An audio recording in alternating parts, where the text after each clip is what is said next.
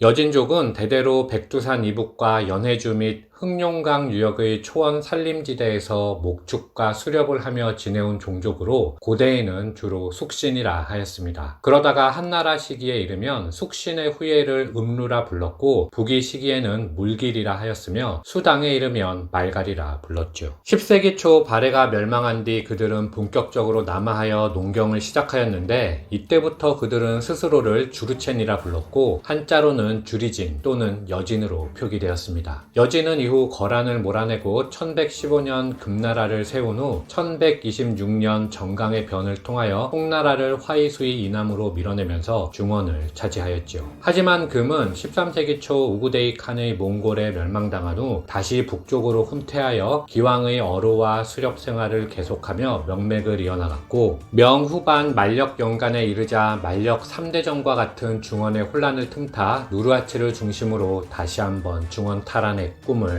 꾸게 됩니다. 가정연간인 1559년 혁도하락, 명나라와 긴밀한 관계를 통하여 기득권을 잡고 있던 건주 여진의 한 부족장 집안에서 애신강라 누르하치가 태어났습니다. 당시 요동지방의 최고 실력자는 명나라의 이성량이었고 누르하치는 우여곡절 끝에 이성량의 부하로 들어가 이성량의 마음을 꿰뚫고 맡은 일을 빈틈없이 해결하며 이성량의 총애를 받았죠. 하지만 그것은 살아남기 위한 방법이었을 뿐 속으로는 자신의 외조부인 왕고를 살해한 이성량을 죽이기 위한 칼날을 갈고 있었습니다. 참고로 왕고가 누르하치의 외조부라 표현한 것과 이어지는 에피소드들은 제가 읽은 책을 기준으로 말씀드리는 것이며 누르하치의 초반 삶과 관련하여는 여러가지 설들이 존재함을 말씀드립니다. 만력 연간인 1575년 외조부 왕고가 살해당했을 때 왕고의 아들 아태 역시 이성량에게 복수를 노렸는데 이성량은 이간책을 통하여 여진족을 다루는 기술이 뛰어났던 인물로 그는 또 다른 건주 여진 출신의 니가메란을 통하여 아태를 제압하고자 하였습니다. 1583년 이성량과 니가메란이 아태의 성을 포위 공격할 때 명나라와 긴밀한 관계를 유지하던 누르하치의 조부와 부친이 양측의 싸움을 말리기 위하여 성체 안으로 들어갔다가 미처 빠져나오지 못하고 명군에 의하여 억울하게 죽는 사건이 발생하고 말았습니다. 명나라에게 누구보다 충성했던 두 사람이 죽자 누르하치의 분노는 극에 달했고 그것은 훗날 누르하치가 명나라를 정벌하면서 내건 이른바 7대 한 가운데 첫 번째 한이 됩니다. 1583년 누르하치는 먼저 니가메란을 공격하였고 니가메란은 겁쟁이처럼 도망쳤지만 명나라 관리들은 니가메란을 숨겨주며 갈수록 세력이 커지는 누르하치와 불편한 관계를 맺을 이유가 없었죠. 니가메란은 더 이상 도망칠 곳이 없어져 결국 누르하치에게 잡혀 참수당하였습니다. 이렇게 누르하치는 군사를 일으킨 지 5년 만인 1588년에 건주 여진을 통일하며 숨어있던 많은 인재를 얻었을 뿐만 아니라 다른 한편으로는 명나라의 조정에 복종하고 때를 기다리는 치밀함도 보여주며 중원 진출의 꿈을 키웠습니다. 이어서 1593년에 누르하치는 해서 여진과의 고륵산 전투를 승리하며 여진족을 통일하는 결정적인 계기를 마련하였고 1603년 드디어 혁도아랍에서 성을 쌓아 건국을 준비하기 시작하였으며 명나라처럼 화려하진 않지만 언제든지 신속히 군대를 움직일 수 있는 성을 지었습니다. 그리고 천명 원년인 1616년 정월 초하루에 마침내 혁도아랍 성에서 누르하치는 대금을 건국하고 칸으로 즉위하였습니다. 아버지가 남긴 갑옷 13벌과 병사 수십 명을 거느리고 군사를 일으킨 33년 만에 이룬 위대한 업적이었죠. 그리고 누르하치는 드디어 산해관을 넘어 중원 진출의 야망을 드러내게 됩니다.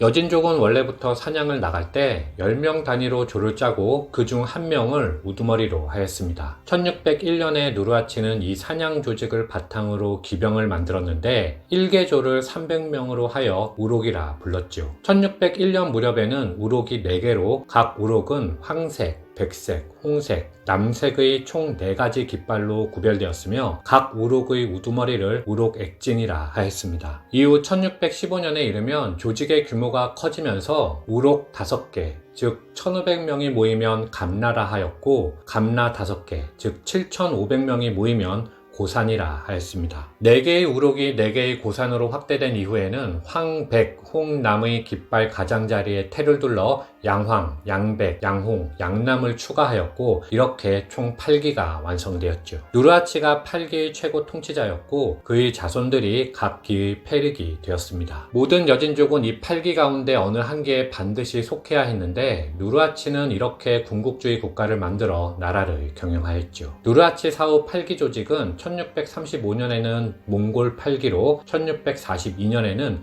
한군 8기로까지 확대되게 됩니다. 참고로 누르하치를 17세기 동양 군국주의 선구자라고 한다면 동세기 서양 군국주의의 개척자는 프로이센의 프리드리 비렐름 1세라 할 수 있습니다. 누르하치가 명나라를 치기 전까지 납작 엎드려 때를 기다린 것처럼 비렐름 1세도 합스부르크로부터 굴욕을 참고 군국주의 국가를 건설하여 아들 프리드리 대제에게 강력한 군사력을 물려주었죠. 좀 더 깊은 내용은 독일 제국의 기초를 만든 2명의 왕편을 참고하여 주시면 좋을 것 같습니다.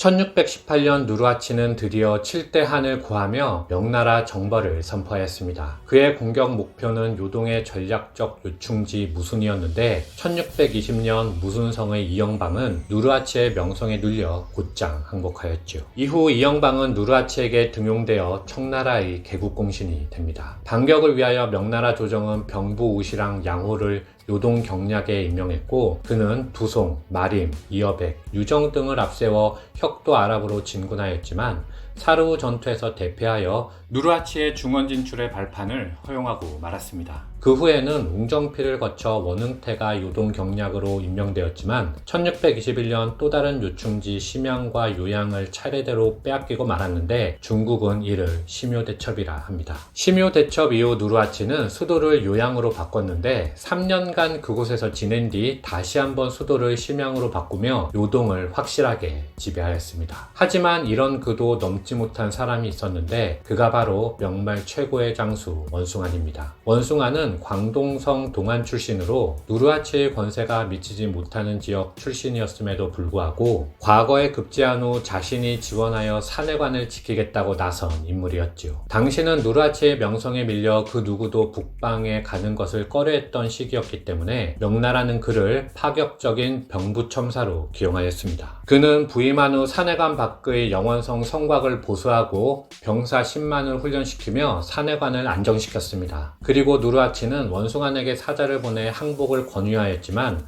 원숭안은 거절하였죠. 곧 전투가 시작되어 누르하치의 8기병이 돌격함과 아울러 석포가 영원성의 성벽을 때렸고 명군의 홍위대포도 누르하치를 향하여 불을 뿜었습니다. 해상강국 포르투갈편에서 말씀드린 바와 같이 당시 홍위대포는 서양인의 배에 장착하여 사용하던 장사정포였는데 원숭안은 이를 성곽에서 사용하는 방어용으로 개량하여 누르하치를 막은 것이었죠. 누르하치의 부대는 용맹했지만 명나라의 첨단 무기를 제압할 수 있는 힘은 없었고 누르하치마저 부상을 당하자 금군은 물러났으며 영원성 전투는 그렇게 원숭안의 승리로 끝났습니다. 그리고 누르하치는 1626년 끝내 원숭안이라는 거대한 장벽을 넘지 못한 채 에게보에서 68세의 나이로 사망하였죠.